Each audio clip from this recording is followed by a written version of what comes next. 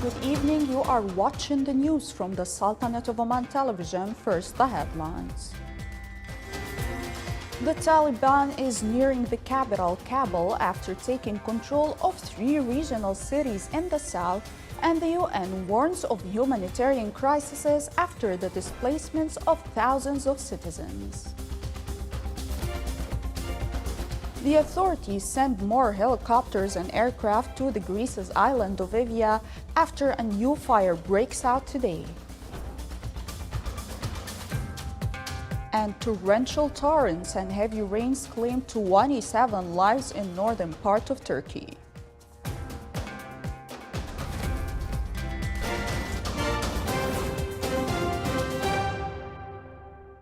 Those were the headlines. Now for the news in detail. His Majesty Sultan Haytham bin Tariq sent a cable of greetings to His Excellency Dr. Arif Alavi, President of Pakistan, on his country's independence anniversary.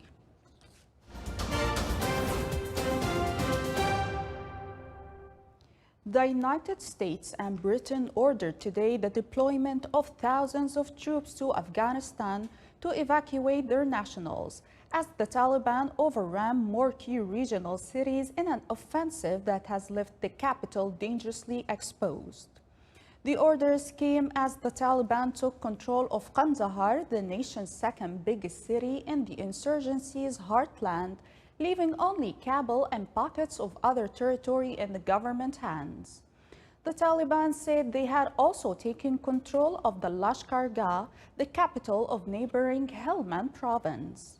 The Pentagon said 3,000 U.S. troops would be deployed to Kabul within the next 24 to 48 hours, underscoring that they would not be used to launch attacks against the Taliban. Britain's Defense Secretary Ben Wallace said London would send 600 of its troops to evacuate nationals and former Afghan staff.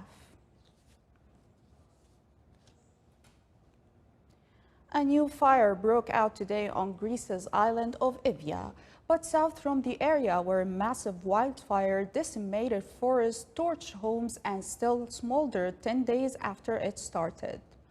Greece's fire department said 4 water-dropping aircraft and 6 helicopters were sent to control the new fire in central Evia, along with 23 firefighters and 10 vehicles.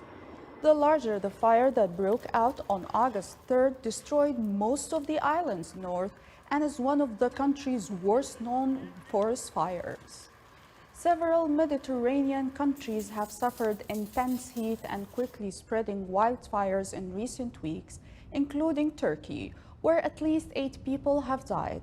In Algeria, wildfires in the mountainous Berber region have killed at least 69 people.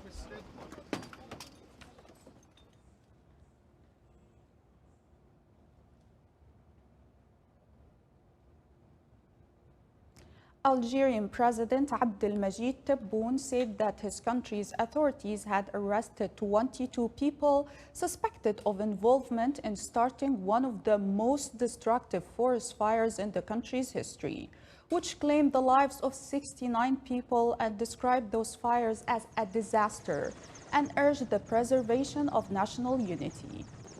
Dozens of forest fires have been raging in the mountainous regions of Algeria since last Monday, and areas were particularly affected in the main region of Kabylie, east of the capital.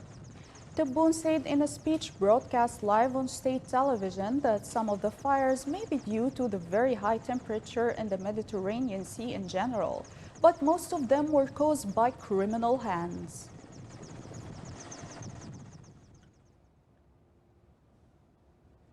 Emergency workers battled to relieve the flood-hit areas of Turkey's Black Sea region today, as the death toll rose to 27 in the second natural disaster to strike the country this month. The floods, among the worst Turkey has experienced, brought chaos to the northern provinces, just as authorities were declaring wildfires that raged through southern coastal regions for 2 weeks have been brought under control.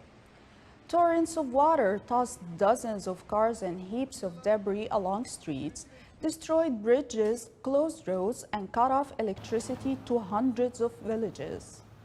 25 people have died as a result of the floods in Kastumonu and another 2 died in Sinop.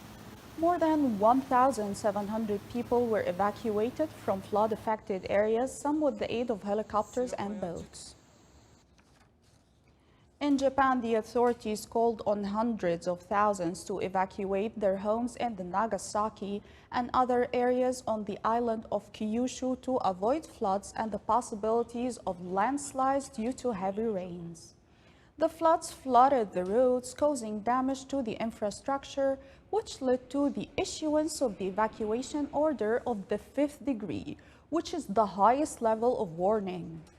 In China, heavy rains resulted in the death of at least 21 people in a disaster that comes after the devastating floods last month that killed more than 300 people.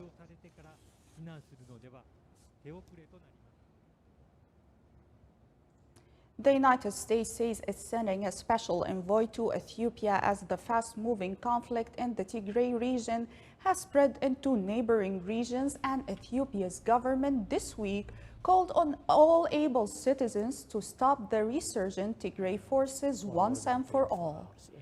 The widening war in Africa's second most populous country with 110 million people is also a growing humanitarian crisis. Millions of people in Tigray remain beyond the reach of food and other aid as the United Nations and the US say Ethiopian authorities allow just a small fraction of what's needed.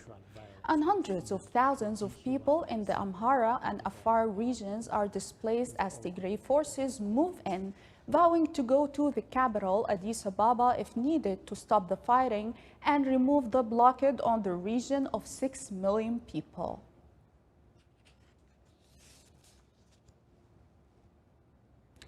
Russia today recorded its highest daily coronavirus death toll for a second day running, even as the country's outbreak epicenter Moscow lifted some restrictions. A government tally showed that 815 COVID-19 fatalities over the past 24 hours and 22,277 new cases. Russia, the fourth worst hit country in the world in terms of cases, has since mid-June been hit by a new wave of infections, driven by the highly transmissible Delta variant. The new figures bring Russia's total fatalities from COVID-19 to 168,864, the highest toll in Europe. As of today, just over 30 million of Russia's around 146 million people have been fully vaccinated. International oil prices continue to move downwards for the second day after sluggish growth in demands for crude oil and other petroleum products, and due to the travel restrictions reimposed by governments around the world because of the rise of infections of COVID-19. Brent crude oil fell by 49 cents to stand at $70.82 per barrel. Meanwhile, U.S. crude oil receded by 53 cents to reach $68.56 per barrel. International Energy Agency said yesterday that the rise in demand is nearly at halt in July, and the rise will continue to be at slower rate for the rest of the year due to the increase in the infection of Delta variant virus. International oil prices continues to fall down with the rise of Delta variant virus.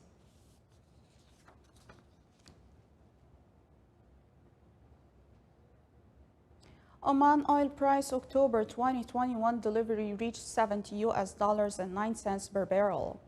According to Dubai Mercantile Exchange, Oman oil prices recorded a decline by 49 cents. The average price of Oman oil August 2021 delivery reached $71.68 per barrel, thus $5.26 higher than the price of July 2021 delivery.